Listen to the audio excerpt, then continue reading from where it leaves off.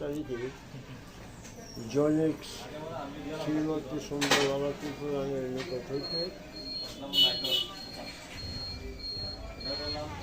হলফনা নম্বর 1 মূলে খাগড়াছড়ি জেলা ভাটিরাঙ্গা মোল্লা 51 একর ভূমি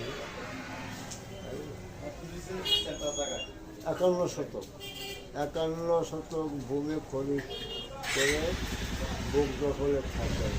পার্থিকের পিতার মৃত্যুর পর থেকে পার্থিব তার অপর ভাই আব্দুল রহিম যৌথভাবে ভোগ দখলে ছিলেন। আব্দুল রহিমের মৃত্যুর পর তার ওয়ারিশ পুত্রগণ সহ পার্থিব বিগত 39 বছর ভোগ দখলে।